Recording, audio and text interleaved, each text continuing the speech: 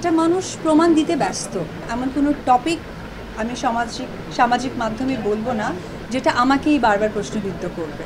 একটা মেয়ে মানুষ বলতে পারবে না যে ছোটোবেলা থেকে তারা শাস্তি পারে না।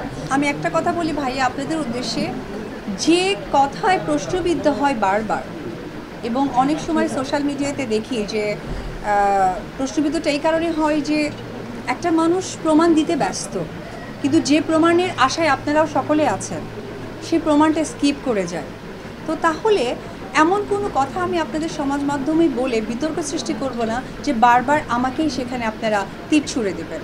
সো আমার কাছে মনে হয় যে এমন কোনো প্রশ্ন, এমন কোনো টপিক আমি সামাজিক মাধ্যমে বলবো না যেটা আমাকেই বারবার প্রশ্নবিদ্ধ করবে। সো আমার কাছে মনে হয় যে সকলেই অনেক বুদ্ধিমান এবং তার বুদ্ধির জায়গা থেকে এত দূর দূর জায়গাগুলোতে বিলং করে, তাদের শুভ বুদ্ধি হোক, এটাই আমার শুভকামনা থাকবে। আচ্ছা, দেখা যাক, সময় তো এখনো শেষ হয়নি, সময় তো সামনে আছে। তবে আজকে এই যে একটা সুন্দর মানুষ, ছোট্ট একটা মানুষ এত বড় একটা আয়োজন করেছে, আপনারা এখন উপস্থিত হয়েছেন, আমার মনে হয় তাকে ঘিরে যদি আপনাদের কোনো কথা থাকে তো সেটা বলবো।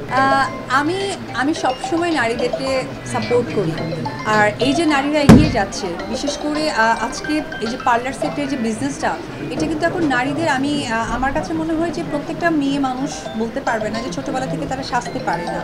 তাদের প্রথম যে মানে মেকআপ আর্টিস্টটা থাকে ঘরে, সেটা হচ্ছে তার মা থাকে। তো মার কাছ থেকে যে শিক্ষাটা নেয় সেটাকে আজকে মানুষ বিজনেসে নিয়ে যাচ্ছে এবং তারা সফল। তো এইরকম নারীদের পেছনে থাকা মানে এটা আমার সৌভাগ্যের ব্যাপার, কারণ আমি সবসময় বলে এসেছি যে আমি নারীদেরকে অনেক সাপোর্ট করতে পছন্দ করি। নারীরা এগিয়ে যাক সেই সূচনা দেখতে আমার ভীষণ ভালো লাগে। আর যখন সেইখানেই আমাকে আসলে একজন গেস্ট অতিথি হিসেবে সম্মান দেওয়া হয়, সেটা আসলে বলার অপেক্ষা রাখে না। তবে প্রত্যেকটা নারীর জন্য অনেক অনেক দোয়া। দেশে দেশে সবার সাথে দ্য নিউজ।